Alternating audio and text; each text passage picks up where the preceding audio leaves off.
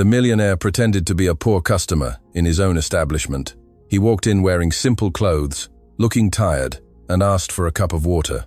Everyone ignored him, averting their gaze until she approached, and the words she spoke left him completely shocked. Support the channel by leaving your like and comment, and let's get to our story. Adewale Adebayo had a habit of observing people, not out of idle curiosity, but out of professional necessity. At 36, he was in charge of a chain of 12 restaurants scattered across Lagos, each one designed to offer an impeccable dining experience. He had learned over the 15 years since opening his first establishment on a modest corner in Yaba that the success of a business was not just in the quality of the food, but in how people felt when they walked through the door. And lately, Adewale felt he had lost control of that perception. Sitting in his office in Ikoyi, surrounded by windows that showed the bustling city below, he flipped through customer satisfaction reports. The numbers were good, exceptional even, but something between the lines bothered him. Subtle complaints about cold, mechanical service, praise for the food, but veiled criticism of the welcome. Adewale closed the folder and leaned back in his leather chair, staring at the ceiling. When was the last time he had walked into one of his own restaurants without being recognized? When was the last time he had truly experienced what his customers did? The idea came to him like a simple, almost obvious flash. He would visit his own establishments in disguise, as an ordinary customer, without telling the managers, without being announced. Just walk in, observe, feel. Adewale smiled for the first time in weeks. The next day, he woke up with a determination he hadn't felt in a long time. He opened his wardrobe and ignored the perfectly tailored Italian suits. He rummaged in the back, where he kept clothes he rarely wore, and found a faded pair of jeans, a simple grey polo shirt, and a pair of worn trainers. He looked at himself in the mirror. The man staring back at him looked different. He wasn't the well-dressed CEO who presided over meetings. He was someone ordinary, anonymous, perfect. He chose the restaurant in Lekki Phase, one for his first visit. It was a medium-sized branch, neither the busiest nor the quietest. It was on a calm, tree-lined street, frequented by residents of the neighborhood and professionals from the area. Adewale knew the place well. He had personally opened it 3 years ago, but he had never been there without everyone knowing who he was. He parked his car 3 streets away and walked. The mid-afternoon sun was beating down, typical of February in Lagos. The old trees cast pleasant shadows on the pavement. Adewale pushed open the glass door and entered. The place was moderately busy. A few couples were chatting at tables near the windows. A group of friends was laughing loudly in the corner, and there were people on their own, probably working on laptops. The decor was clean and modern, with touches of wood and plants that gave it a welcoming feel. Adewale stood at the entrance for a few seconds, waiting. No one came to greet him. He frowned. In his restaurants, there was a standard. Customers were supposed to be welcomed within 15 seconds. He mentally counted 20, 30, 40 seconds. Finally, a waitress rushed out from the kitchen, holding an empty tray. She saw him and gave a polite smile, though her eyes revealed exhaustion. She was young, probably in her early 20s, with dark hair tied back in a low bun, her uniform impeccable. Although she looked like she had been there for hours, there was something different about her, not just in her appearance, but in the energy she carried. Even though she was clearly overwhelmed, she didn't seem apathetic. Her dark eyes had a depth that immediately caught Adewale's attention. "Good afternoon, sir. Sorry for the delay. You can choose any table you like," she said, her voice soft and genuine. Adewale nodded and chose a table at the back, near the window. From there, he could observe the entire room without being too noticeable. The waitress followed him, quickly wiped the table with a cloth, and handed him the menu. "I'll get some water for you, sir. I'll be right back." She moved away before Adewale could say anything. He watched the activity in the room. The team was clearly short-staffed. He counted only 3 waiters to serve all the tables, including the young woman who had welcomed him. They all seemed to be rushing from one place to another. Adewale made a mental note. This shouldn't be happening. He looked at the menu without really reading it. He wasn't there to eat. He just wanted to observe, to feel the atmosphere, to test how he would be treated. The waitress returned with a glass of cold water and placed it gently in front of him. "Have you decided what you'd like? Or do you need more time?" she asked with a smile that seemed tired but sincere. Adewale looked at her for a moment. There was something about her that made him want to prolong the conversation, to understand her better. "Actually," he said, keeping his tone casual, "I think I'll just have the water." Her reaction was instant, but it wasn't what Adewale expected. She didn't frown. She didn't show any irritation or impatience. Instead, she tilted her head slightly, as if trying to understand better. "Are you sure? It's hot today. I imagine you must be tired. I can bring you something light, if you prefer. We have a fresh passion fruit juice that's delicious." The offer was gentle, without pressure. Adewale felt something strange. It wasn't pity. It wasn't condescension. It was genuine care. "Just the water is fine," he insisted, watching her reaction. "Okay," Chinaza assented without judgment. "No problem. If you change your mind, just call me." She was about to walk away when Adewale stopped her. "May I ask your name?" She turned, a little surprised, but smiled. "Chinaza." "Chinaza," he repeated, testing the name. "How long have you worked here?" "Almost a year." She crossed her arms lightly, relaxing her posture. She seemed genuinely willing to talk, even with the busy room. "And you like it?" Adewale asked, curious. The question was direct, but he wanted to know. Chinaza hesitated for a moment, as if weighing her words. "I do. The work is hard, but the people here are good, and I need the job." There was a raw honesty in that answer. No frills, no falsehood. Adewale nodded. "I understand." Chinaza smiled again, this time with a touch of curiosity. "And you, Oga, do you live around here?" Adewale almost answered automatically. He almost said he lived in a penthouse apartment in Ikoyi, but he remembered his disguise. "I live a bit far. I was just passing through the area and decided to come in." "Ah, it's good you chose us." She paused and pointed discreetly towards the window. "This time of year, Lekki is beautiful. The trees, the activity. Sometimes I just stop to look." Adewale followed her gaze. The street really was beautiful. He had chosen the spot for that reason years ago, but he had never stopped to truly appreciate it. It had always been about strategic location, customer flow, commercial potential. Chinaza, on the other hand, saw beauty. "You like to watch people?" Adewale asked. "I do," she admitted. "Every person who comes in here has a story. It's interesting to try and imagine." Adewale felt a slight pang in his chest. He had lost that, the ability to see people as stories, as individuals. In recent years, they had all become numbers, clients, data, profit. "And what do you imagine about me?" The question slipped out before he could think. Chinaza chuckled softly, a light, pleasant sound. "I don't know. You look tired, as if you're carrying something heavy." The observation was so accurate that Adewale fell silent. She was right. He was tired. Tired of endless meetings, of reports, of decisions that seemed never-ending. Tired of being Adewale Adebayo, the successful businessman. Tired of a life that looked perfect from the outside, but felt increasingly empty on the inside. "Sorry," Chinaza said quickly, noticing his silence. "I didn't mean to be nosy." "You weren't," Adewale replied, his voice softer than he intended. "You were right." Chinaza smiled, a small, almost shy smile. "Well, if you need anything, just call." She walked away to attend to another table. Adewale watched her for a moment before looking away. That young woman had something rare, something he hadn't seen in a long time: authenticity. He picked up the glass of water and drank slowly, observing the room. The other waiters also seemed hard-working. But there was a difference. They did their jobs mechanically. Chinaza didn't. She interacted, she smiled, she seemed to genuinely care. Adewale spent almost an hour sitting there, just watching. Chinaza served several tables, always attentive, always present. At one point, a customer spilled juice on the table. Chinaza rushed to clean it up, laughing along with him, saying it happened all the time. The man left smiling. Another customer, an elderly woman, asked for help choosing something from the menu. Chinaza sat beside her for a few minutes, patiently explaining each dish as if she had nothing else to do. The lady thanked her emotionally. Adewale watched it all in silence. Was this what he had built? Or was this just Chinaza? When he finally stood up to leave, he called Chinaza. She came over quickly, smiling. "Leaving already?" "Yes." "How much is it?" Chinaza looked at the empty glass on the table and shook her head. "Nothing. It was just water," Adewale insisted. "But I occupied the table." "It's no problem," she said naturally. "You only ordered water. I'm not going to charge you for that." Adewale stood there, processing. She could have charged for a cover, a service charge, anything. But she didn't. She simply let it go. "Thank you," he said, and something in his voice made Chinaza tilt her head curiously. "You're welcome."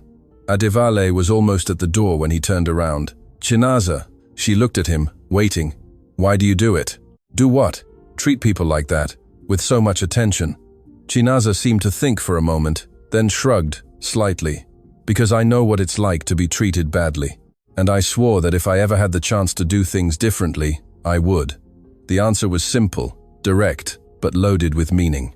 Adewale nodded and left. Once on the pavement, he took a deep breath. The sun was beginning to set, painting the sky orange and pink. He looked back at the restaurant. Through the window, he could see Chinaza laughing at something a customer said.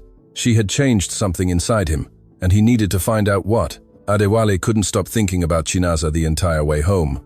The heavy traffic on the Lekki-Epe expressway, which normally irritated him deeply, went unnoticed. His mind was stuck in that restaurant, on those dark eyes that seemed to see beyond appearances, on that soft voice that carried a quiet wisdom. He parked in the building's garage and went up to his apartment in silence. The penthouse was spacious, decorated by a renowned designer, with modern furniture and works of art scattered on the walls. Everything was impeccable, everything in its place. But as he entered, Adewale felt the usual emptiness tighten his chest. He dropped his keys on the American-style kitchen counter and went straight to the balcony. The view was breathtaking. Lagos stretched out before him, millions of lights twinkling in the approaching night. He used to be proud of that, of the height he had reached, literally and figuratively. But at that moment, looking down at the city, he felt more distant than ever. He thought of Chinaza again, of the way she treated each customer as if they were important, as if every interaction had value. Adewale tried to remember the last time he had done something like that. The last time he had looked at someone and truly seen the person, not just the function they performed. He couldn't. In the following days, Adewale visited 3 other restaurants in his chain, always in disguise, always ordering just water or something simple. And in all of them, he found exactly what he feared. Service that was correct but cold, polite but mechanical. The employees did their jobs, followed the protocols, but there was no soul. No one looked customers in the eye like Chinaza did. No one smiled that genuine way. No one truly cared. On Thursday of that week, Adewale was back in the office, but his mind kept wandering. He had meetings scheduled all day, contracts to review, suppliers to approve, but he couldn't concentrate. His assistant, Emeka, entered the room with another report. He was an efficient young man, always punctual, always correct. But as he spoke about the month's figures, Adewale found himself observing. Emeka had been there for 3 years. Adewale knew his name, his role, his competence. But did he know anything else? Did he know if he had a family, if he was happy, if he had dreams beyond that job? Emeka, Adewale interrupted him in the middle of a sentence about profit margins. The young man stopped, surprised. Yes, Oga. Do you like working here? The question caught Emeka off guard. He blinked a few times, clearly confused. Of course, Oga. It's an excellent opportunity. That's not what I asked. Adewale leaned forward, resting his elbows on the table. I asked if you like it. Emeka hesitated. Adewale could see the conflict in his eyes, the struggle between saying what he thought his boss wanted to hear and being honest. It's challenging, Emeka finally replied. I learn a lot, but sometimes I feel like I'm just another cog in the machine, you know? Adewale nodded slowly. I understand. Sorry, Oga, I didn't mean to. No need to apologize. Thank you for your honesty. Emeka left the room still confused, but Adewale was left thinking, another cog in the machine. That was exactly how he had treated everyone around him, as functional parts, necessary but replaceable. That night, Adewale got in his car and drove back to Lekki. He hadn't planned it. He just found himself driving in that direction, parking on the same street, walking to the restaurant.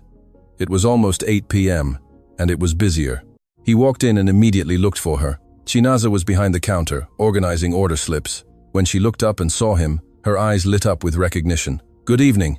You're back. She smiled, genuinely happy to see him. I'm back, Adewale confirmed, feeling strangely nervous. Same table as usual? Chinaza asked, already grabbing a menu. If it's free. It was. Adewale sat down and waited while Chinaza finished organizing something in the kitchen. When she returned, she brought the same glass of cold water. Will you be having more than water today? She asked with a slight playful tone in her voice. Adewale smiled. It was the first time in days he had truly smiled. I think so. What do you recommend? Chinaza placed a hand on her hip, thoughtful. Depends on what you like. If you want something light, the grilled tilapia with plantain is great. If you're hungrier, the jollof rice with prawns is a house favorite. And which is your favorite? Adewale asked, curious. Chinaza laughed. I rarely eat here, but when I do, I always order the ofe onugbu. My grandmother used to make a similar one when I was little. It's not the same, but it reminds me of her. There was a tenderness in her voice as she mentioned her grandmother. Adewale noticed and wanted to know more. Does your grandmother still make it? She does, but not as often. She's getting older now, so I do the cooking. But every now and then she insists on making it, says it's so I don't forget where I came from. Chinaza smiled, but there was a shadow of concern in her eyes. Are you too close? Adewale asked, not thinking if he was being invasive. Chinaza didn't seem to mind. She raised me. My parents, well, they weren't around, so it was just the two of us for a long time. She worked her whole life as a tailor to give me a roof over my head, food, and education. Now it's my turn to take care of her. Adewale felt something tighten in his chest again. Does she live with you? Yes. Her pension doesn't even cover half the bills, so I help where I can. That's why I work here and do some odd jobs on the weekend too. Nothing major, just helping at events, that sort of thing. The natural way Chinaza spoke about working extra shifts, about supporting her grandmother, about carrying responsibilities that many wouldn't even consider, left Adewale speechless. He had built an empire, had more money than he could ever spend, and yet he was always complaining about fatigue, pressure, weight. Chinaza carried the world on her shoulders and still found the strength to smile, to treat strangers with kindness, to make ofe onugbu on the weekends. You're incredible, Adewale said before he could stop himself. Chinaza blinked, surprised. What do you mean? You work so hard, you carry so much, and you still treat everyone with such humanity. It's rare. Chinaza blushed slightly, looking away. I just do what needs to be done. Anyone would do it. No, Adewale said firmly. They wouldn't. Most people in your position would be bitter, tired, indifferent. You're not. You choose to be kind. Chinaza was silent for a moment, clearly unsure how to respond. Then, she shrugged. My grandmother always says that we don't control what life throws at us, but we control how we react. I choose to react with kindness. Why? Because I've been treated with cruelty, and I know how much it hurts. The words echoed in Adewale's mind. He now understood. Chinaza's answer that first day, about treating people well because she knew what it was like to be treated badly, carried a profound weight. She had suffered, she had been hurt, and yet she chose to be different. I'll bring the ofe onugbu for you, Chinaza said, breaking the emotional silence that had formed. I think you'll like it. She walked away before Adewale could reply. He watched her as she went into the kitchen, chatting with the staff there, laughing at some inside joke. There was a lightness about her that contrasted with the weight she carried, and Adewale, for the first time in a long time, felt the urge to do something more than build businesses and accumulate success. He felt the urge to get to know this young woman for real, to understand her story, to be near the light she carried. The soup arrived minutes later, steaming and aromatic. Chinaza served it carefully, arranging the swallow and accompaniments around it. I hope you like it, she said, smiling. Adewale tasted it. It was delicious. It's perfect. I'm glad. Chinaza was about to move away again, but Adewale called her. Chinaza? Yes? Can I ask you something? She assented, curious. Why do you still smile? After everything you face, why do you still have that light? Chinaza looked at him for a long moment. Then her expression softened. Because if I let the weight extinguish my light, then the people who hurt me win, and I won't let that happen. The answer was simple, direct, and devastating. Adewale felt something break inside him. All the excuses he had given himself over the years, all the justifications for his coldness, his distance, his obsession with success, crumbled before those words. Chinaza had nothing, and yet she had everything. Thank you, Adewale said, his voice hoarse. Chinaza smiled, not fully understanding the weight of that gratitude, and went back to work. Adewale finished his meal in silence, savoring every spoonful. But more than that, savoring the strange and new sensation of being present, of truly being there in that moment, in that place, connected to something bigger than spreadsheets and profits. When he asked for the bill, Chinaza brought it with a smile. You ate properly this time, so I'll have to charge you, she joked. Adewale laughed. Fair enough. He paid generously, leaving a tip that made Chinaza's eyes widen. This is too much. You deserve much more than that, Adewale interrupted. Chinaza was speechless. Adewale stood up, put his wallet in his pocket, and looked at her one last time before leaving. See you soon, Chinaza. See you soon, she replied, still holding the notes in her hand, confused and touched at the same time. Adewale walked out into the warm Lagos night, but for the first time in years, he felt something like hope. Adewale woke up the following Saturday with a strange feeling. For the first time in months, he had no meetings scheduled, no urgent appointments. The weekend was free. Normally, he would use it to review reports or plan strategies for the coming week. But that morning, staring at his bedroom ceiling, all he could think about was Chinaza. He got up, made some coffee, and sat on the balcony. The morning sun illuminated the city differently, more softly. Adewale picked up his phone and opened the management app for his restaurants. He could access cameras, sales reports, employee schedules. He typed in the code for the Lekki branch and accessed the roster. Chinaza's name was there. She was working from 10 a.m. to 6 p.m. Adewale looked at the clock, 9:15. He made an impulsive decision, went to his wardrobe, put on the same casual clothes from the first time, and left. He didn't plan exactly what he would do. He just knew he wanted to see her again. He arrived at the restaurant shortly after 10. The Saturday crowd was different. More families, more couples, more children. The energy was lighter, less corporate. Adewale walked in and saw her immediately. Chinaza was setting a table near the window, carefully arranging the flowers in the centerpiece. When she saw him, her face lit up in a way that made his heart race. "You're becoming a regular," she said, walking towards him. "I'm starting to think our food is actually good." Adewale smiled. "It is, but it's not just the food." Chinaza tilted her head curiously but didn't ask. She just guided him to a table. "The usual, please." Adewale sat down and Chinaza brought the menu, but he didn't even look at it. "Let me guess," she said, resting a hand on her hip. "You're going to have just water again? I'm going to take a risk today. What do you think I should have?" Chinaza thought for a moment, lightly biting her lower lip in concentration. Adewale found he liked that gesture. "The akara is one of our most popular breakfast items on Saturdays. We make it with a special pepper sauce. It's simple, but it's comforting." "Comforting," Adewale repeated. "I like the sound of that. I'll have it." Chinaza wrote it down and went to the kitchen. Adewale took the opportunity to observe the atmosphere. There was a family nearby, the parents trying to convince a little boy to eat, while all he wanted to do was play with a toy car. There was an elderly couple sharing a plate, talking quietly and smiling at each other. There was life here, and Adewale had been responsible for creating this space, but he had never truly appreciated what it represented. Chinaza returned with the akara and a fresh orange juice. "The juice is on the house," she said, winking. "You look like you need some vitamin C." Adewale laughed. "And you seem to have an opinion on everything, only on important things," Chinaza retorted with a smile. She was about to walk away, but Adewale called her again. "Chinaza, can you sit for a minute?" She looked around. It was quiet. The other waiters could handle it. Just for a minute. She sat in the chair opposite him. Adewale hadn't planned what to say. He just wanted her company. "How's your grandmother?" he asked. Chinaza seemed surprised by the question but smiled. "She's well. This week she was excited because one of her old friends came to visit. They spent the whole afternoon reminiscing about old times, laughing at things only they understand." "Sounds nice." "It is. My grandmother has always been very sociable. Even now, with her age, she hasn't lost her desire to talk, to be around people." Chinaza paused, her gaze distant. "Sometimes I think about what she gave up for me. She was still young when my parents left me with her. She could have started over, could have lived her own life, but she chose to stay and raise me." Adewale listened in silence. There was a reverence in the way Chinaza spoke about her grandmother. "Did she ever make you feel like it was a sacrifice?" Chinaza shook her head.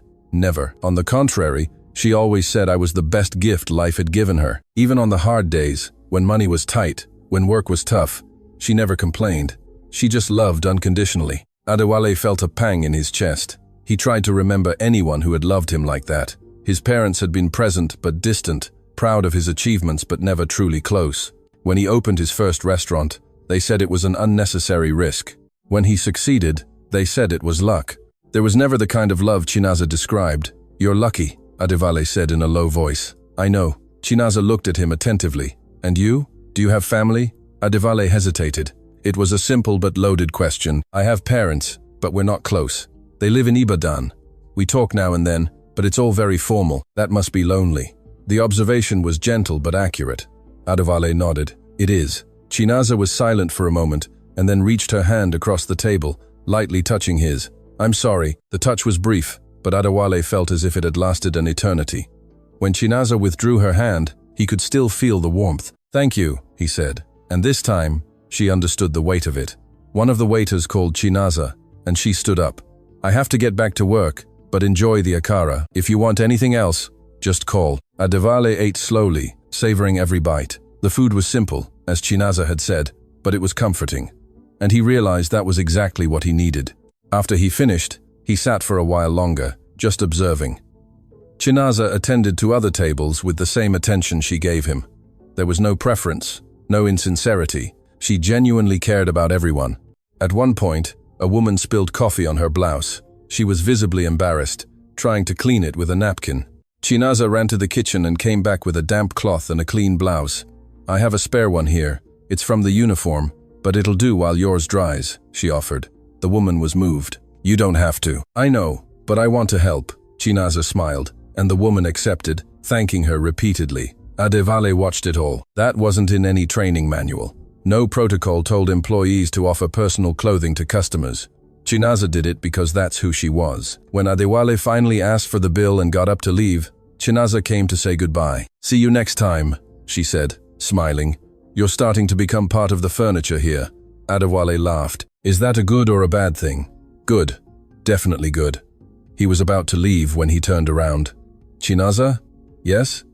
If I asked you to have coffee with me, somewhere else, would you say yes?" The question came out impulsively, unplanned. Chinaza blinked, clearly surprised. "A coffee, or a tea, or a walk. Anything. I just wanted to talk to you away from here, when you're not working." Chinaza looked at him for a long moment. Adewale could see the hesitation in her eyes. "I don't know if." "You don't have to answer now," Adewale interrupted, sensing her tension. "Just think about it. If you want to, great. If not, no problem. It won't change anything." Chinaza nodded slowly. "I'll think about it." Adewale smiled, waved, and left. Outside, he took a deep breath. He had just done something completely out of character. He had made himself vulnerable, had taken a risk, and strangely, he didn't regret it. That night, alone in his apartment, Adewale tried to work. He opened his laptop, checked some emails, but nothing held his attention. His mind was stuck on that conversation, on that brief touch of a hand, on that hesitant look when he asked her out. Had he been too forward? Did Chinaza find it strange? Had he put her in an uncomfortable position? Adewale closed his laptop and went to the balcony again. The city glittered below him, but it all seemed distant, intangible. He had built an empire, had achieved everything he thought he wanted. But Chinaza, with her simple uniform and genuine smile, had something he never had: purpose, connection, humanity. And for the first time, Adewale didn't just want to observe from a distance. He wanted to be a part of it, to understand, to somehow, inexplicably, be near the light she carried. He picked up his phone and looked at the blank screen. He didn't have her number. He didn't know where she lived. He knew nothing beyond what she had chosen to share, and maybe that was exactly why he was so fascinated. Chinaza was real. In a world of facades and appearances, she was authentic. And Adewale, for the first time in a long time, wanted to be authentic too. The next few days were strange for Adewale. He tried to keep busy, to immerse himself in work as he always did, but something had changed. The meetings seemed endless and empty. The discussions about expansion, new commercial sites, profit projections, it all sounded mechanical. He would find himself staring out of his office window, thinking about Chinaza, about how she had briefly touched his hand, how she had looked at him when he asked her out, the hesitation he saw in her eyes. Had she thought about it? Had she considered the idea? On Wednesday, Adewale couldn't take it anymore. He got in his car and drove to Lekki again. This time it wasn't a busy period. It was 4 p.m., that quiet time between lunch and dinner. When he walked in, the restaurant was almost empty, with only 2 tables occupied. And Chinaza was there, wiping down the counter with slow, almost meditative movements. She looked up and saw him. There was a moment of surprise, followed by something Adewale couldn't decipher. Joy, nervousness, both. "You again?" she said, but there was a smile on her lips. "Me again," Adewale confirmed, walking to the counter instead of choosing a table. Chinaza put down the cloth and crossed her arms, leaning against the counter. "I'm starting to think you're following me."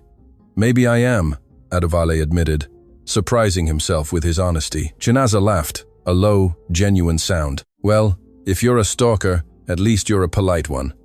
I hope to be more than that." Adewale held her gaze. "Did you think about the coffee?" Chinaza looked away for a moment, biting her lower lip. When she looked back, there was a seriousness in her that wasn't there before. I thought about it, and I don't know if it's a good idea. The answer was honest, but it hurt more than Adewale expected. Why? Chinaza sighed, looking around to make sure no one was listening. The other two waiters were in the kitchen. Because you're a customer and I'm an employee. And I know nothing about you besides what you've told me. And you know nothing about me besides what I've chosen to show you. Then let me get to know you for real, Adewale insisted, leaning over the counter. Not as a customer, not as an employee, just two people talking. Chinaza looked at him, and Adewale could see the conflict in her eyes. She wanted to. He knew she wanted to, but something was holding her back. I don't go out much, Chinaza finally said. I work here, I work on the weekends, I take care of my grandmother.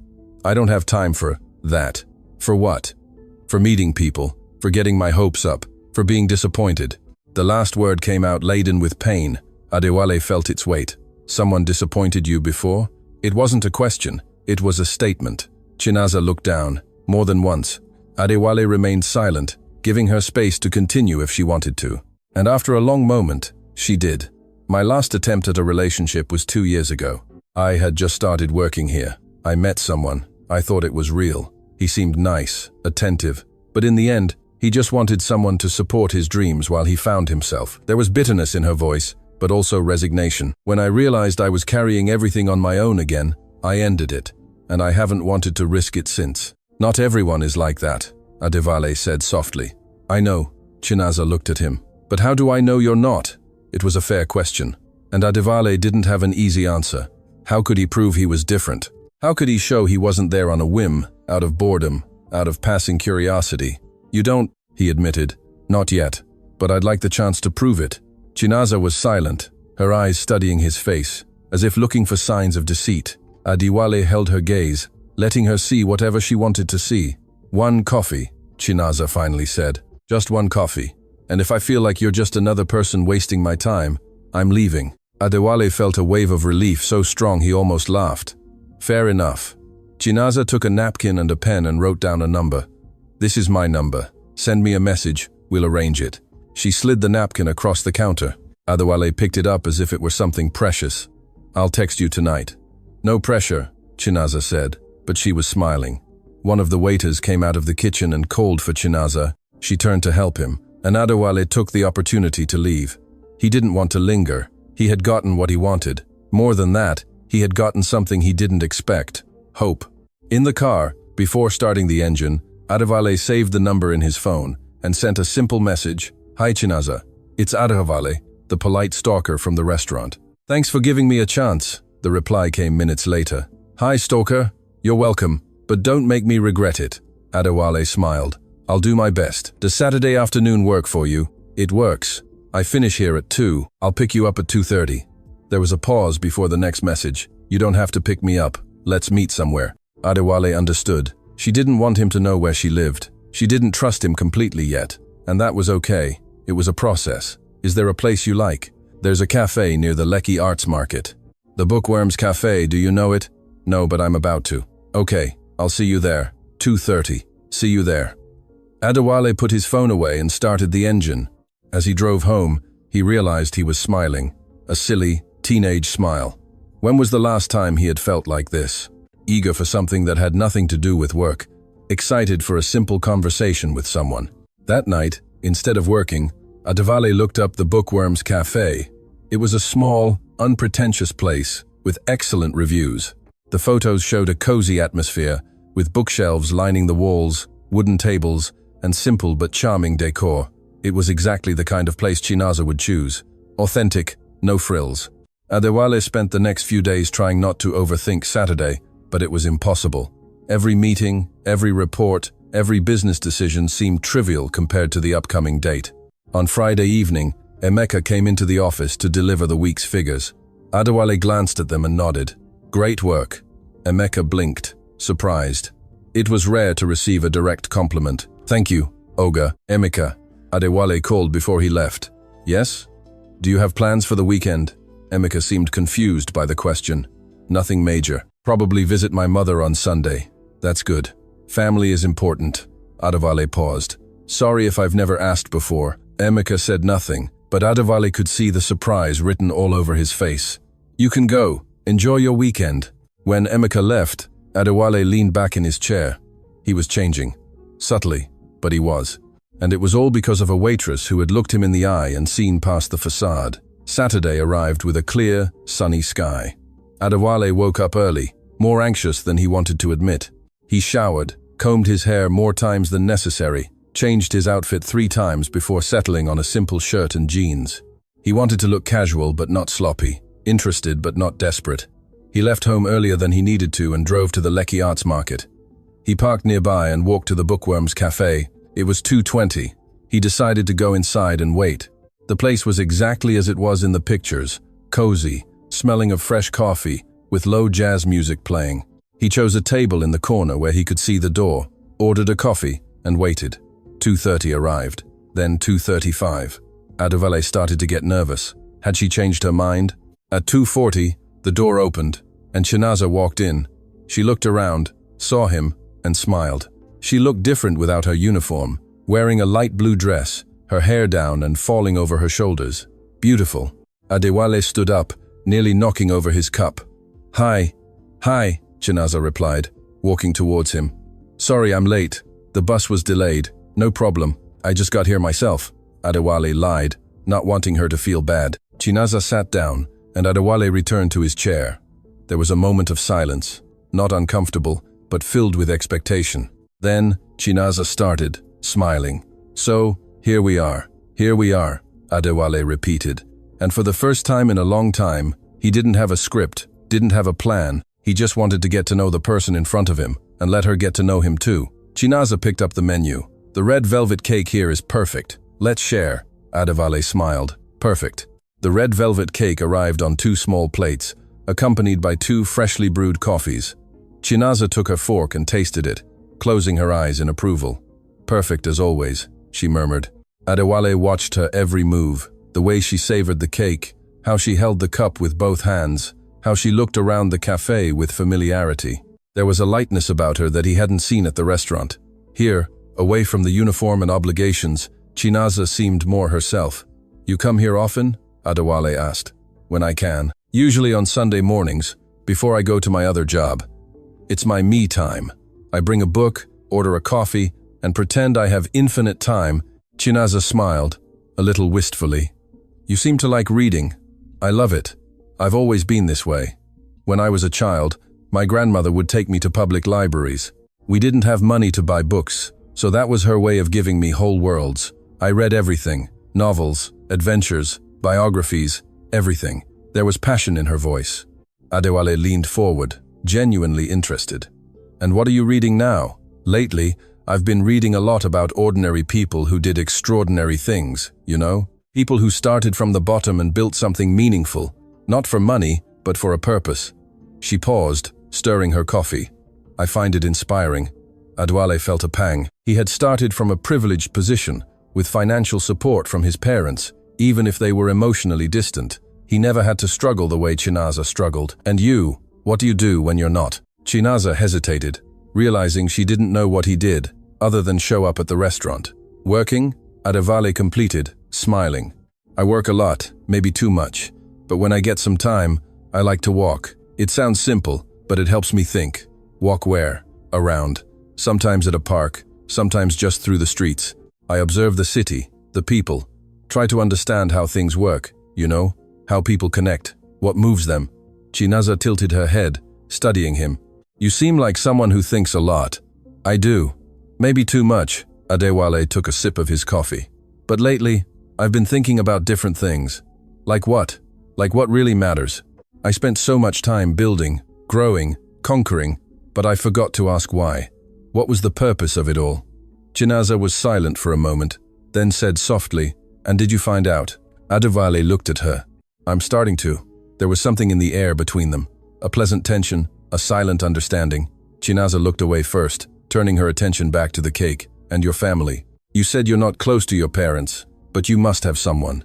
"No." Adewale shook his head. "Only child. My parents are still together, but they've always been distant. Functional, but not affectionate.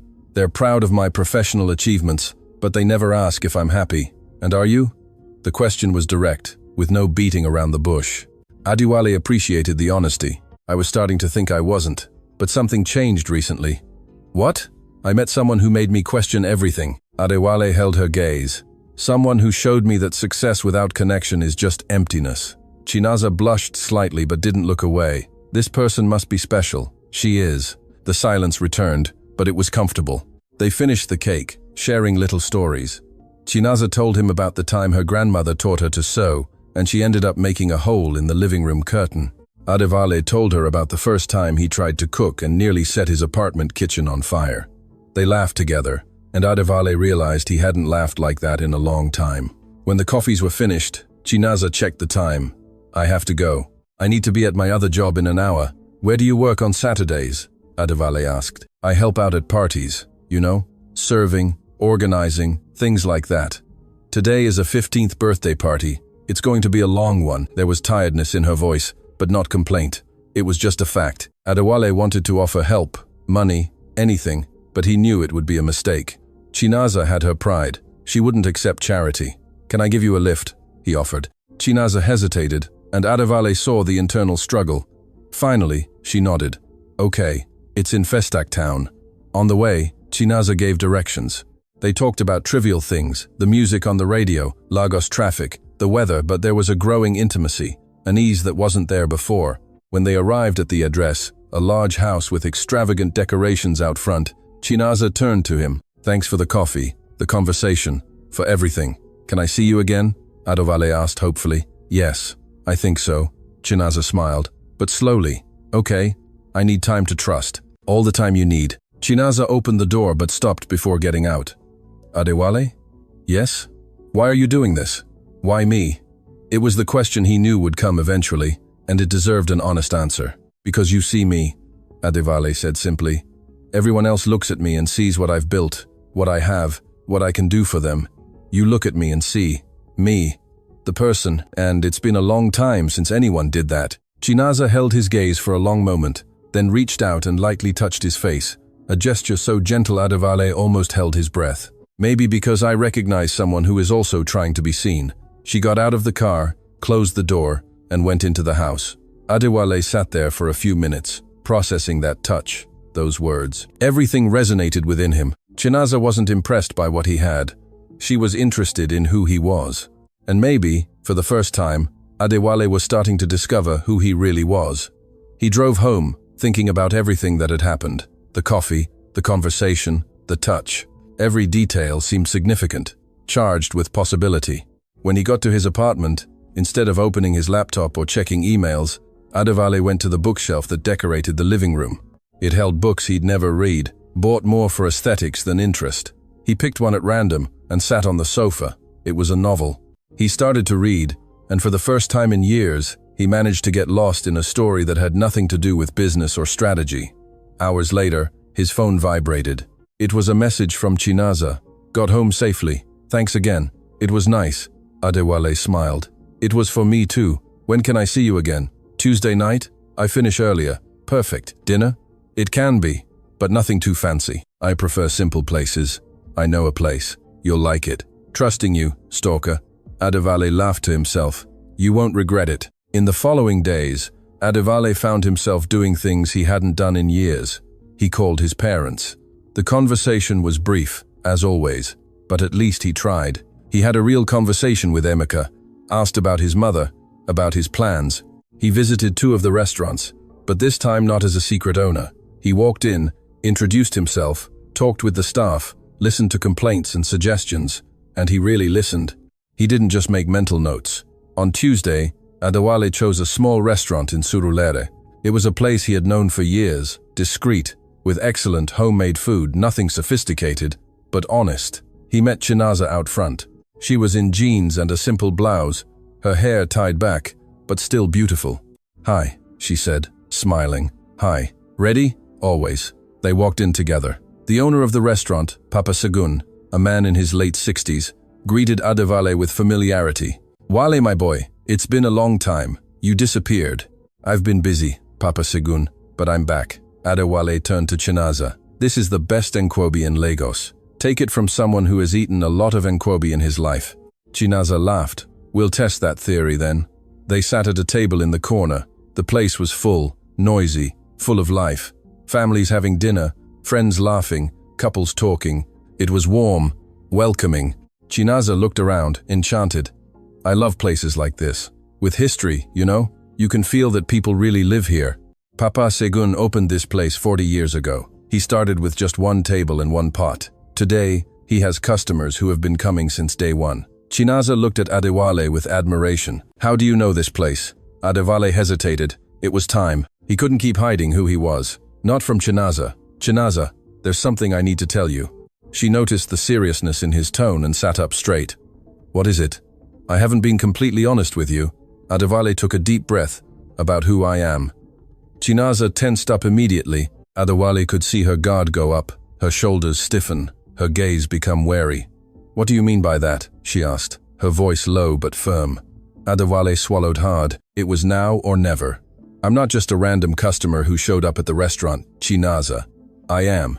I'm the owner of the whole chain, including the restaurant in Lekki where you work. The silence that followed was deafening. Chinaza stared at him, processing. Adewale could see the emotions flash across her face. Confusion, surprise, and then what he had feared seeing. Hurt. You're the owner? She repeated, her voice trembling. You're my boss? Technically, yes. But Chinaza, let me explain. You lied to me. It wasn't a question. It was an accusation. I didn't lie. I just omitted things because I wanted you to know me as a person, not as a boss, not as the millionaire owner of the company, just as Adewale. Chinaza shook her head, her eyes starting to well up with unshed tears. You made a fool of me. I was there, telling you my life story, my problems, talking about working extra jobs to pay the bills, and you knew the whole time. You were evaluating me the whole time like some test. No, Adewale reached a hand across the table, trying to take hers, but Chinaza pulled it away. It wasn't like that. In the beginning, yes, I was checking on the restaurant. But after I met you, Chinaza, everything changed. I came back because I wanted to see you, because you touched me in a way no one else has in years. How can I believe that? Chinaza asked, the tears now streaming freely. How do I know this wasn't all just curiosity, or worse, pity? Because I'm here being honest now, because I could have kept hiding it, but I can't anymore. Not from you. Adewale felt his own chest tightening. Chinaza, you made me remember what it means to be human. You made me question everything I've built. You made me want to be a better person. That's not pity. That's... He hesitated, searching for the right words. This is real. Chinaza wiped her tears with the back of her hand, staring at the table. I need to think. It's too much. I understand. Adewale's heart sank, but please, don't give up on me yet. Give me a chance to prove this is real. Chinaza stood up, grabbing her bag. I have to go. Chinaza, wait. No, I really need to go. I need to process all this. She looked at him one last time, and Adewale saw the pain in her eyes. You made me believe someone finally saw me for who I am, but the whole time, I was the one not seeing you. She left before Adewale could reply. Papa Segun approached, concerned. Is everything all right, my boy? Adewale shook his head. No, Papa Segun, it's not. He spent the next few days in a state of agony. He sent messages to Chinaza, but she didn't reply. He tried to go to the restaurant, but she had requested time off. Emeka informed him that Chinaza had called in, saying she was dealing with a personal problem. Adewale knew he was the personal problem. On Friday, he couldn't stand it anymore. He went to the Lekki restaurant in the late afternoon and waited across the street. If she didn't want to talk to him, at least he wanted to make sure she was okay. At 6:30, Chinaza came out. She looked tired, her shoulders slumped. Adewale crossed the street before he could think better of it. Chinaza. She stopped, turned, and saw him. For a moment, it looked like she would walk away, but then she stood still, waiting. I know you don't want to talk to me, Adewale began, keeping his distance so as not to pressure her, and I respect that. But I need you to know a few things. Chinaza crossed her arms, waiting. First, you were right. I should have been honest from the start, and I'm sorry I wasn't. Second, nothing you told me was in vain. Every conversation, every story, every moment changed something in me. It made me realize I had built an empire but lost my humanity in the process. Adewale took a step forward. And third, and most importantly, I fell in love with you. With the way you see the world, with your kindness, with your strength. And I know I messed everything up, but if you give me one chance, Just one more. I promise to spend the rest of the time you allow me proving that this is real." Chinaza was silent for a long moment. When she finally spoke, her voice was hoarse with emotion. "Do you know what hurt the most?" Adewale shook his head. "It wasn't that you were the owner. It wasn't that you had money. It was that you thought I wouldn't accept you if I knew the truth. As if I were that shallow. That wasn't it." "It was," Chinaza interrupted, but without anger, with sadness. "You assumed I would judge you for your position, the same way everyone else judges you. But I never did that, Adewale. I saw you, the tired, lonely person who walked into the restaurant looking for something he didn't even know what it was. I saw you." Adewale felt his own tears threatening to fall. "I know, and I was an idiot for not trusting that." Chinaza took a step forward. "You were." She paused, and Adewale held his breath. "But I understand why. When you have money, power, everyone wants something from you. You learn to protect yourself. I understand that. So you forgive me?" Adewale asked hopefully. "I don't know yet," Chinaza admitted. "But I'm willing to try again. But this time, with total honesty. No secrets." "No secrets," Adewale promised. "And there's one more thing." Chinaza looked at him curiously. "What?" "I made some changes at the restaurants. I increased the salaries for all employees, implemented better paid leave, hired more staff, so no one is overworked. And I created a support program for employees who need financial help for specific situations, like caring for elderly family members, for example." Chinaza's eyes widened. "You did that?" "I did. Because you showed me that a company is only as good as the people who make it run. And I had forgotten that." Chinaza covered her mouth with her hand, her eyes welling up again, but this time not with pain, but with emotion. "Adewale. And it wasn't just for you, specifically," he continued. "It was for all the Chinazas who work for me. But yes, you inspired me. You showed me the way." Chinaza took another step, now very close to him. "You're impossible. You know that?" Adewale smiled, still unsure. "Is that good or bad? I haven't decided yet." But she was smiling too. There was silence again, but a different kind, lighter, full of possibility. "Can I take you home?" Adewale asked. "You can, but only if you tell me everything. Your real story, where you came from, how you built everything, your fears, your dreams, everything." "Everything," Adewale agreed. On the way, he told her about his distant parents, about the loneliness of building an empire alone, about how he had lost himself in the process. Chinaza listened to it all without interrupting, just holding his hand over the gear stick at times. When they arrived in front of Chinaza's house, a simple but well-kept building, she turned to him. "Do you want to meet my grandmother?" Adewale blinked, surprised. "Really? She's the most important person in my life. If you're going to be a part of it, you need to meet her. I'd love to." They got out of the car together. Chinaza led him to the door, took out her key, and opened it. "Mama, I'm home, and I brought someone." A lady with gray hair appeared from the kitchen, wiping her hands on an apron. When she saw Adewale, her eyes twinkled with curiosity. "So, this is the young man who has been turning my granddaughter's head upside down?" Chinaza blushed. "Mama, what are you? Is it not true?" The grandmother laughed, extending a hand to Adewale. "I am Mama Nkechi. Come in, come in. I've just baked a cake." Adewale shook her hand, feeling the genuine warmth. "Adewale, it's a pleasure to meet you. The pleasure is mine. Anyone who makes my Chinaza smile like this is welcome here." Chinaza looked at Adewale, and he looked back. And in that moment, surrounded by the smell of homemade cake, by Mama Nkechi's affection, by the simplicity of that house that was a real home, Adewale understood. He had spent years building empires of glass and steel, but what really mattered was here, in genuine connections, in true love, in the humanity he had forgotten.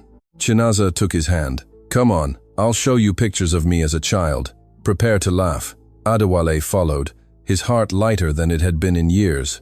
And for the first time, he wasn't thinking about the future, about business, about plans. He was just there, present, alive, happy, with the woman who had given him back his humanity, and that was more than enough, everything.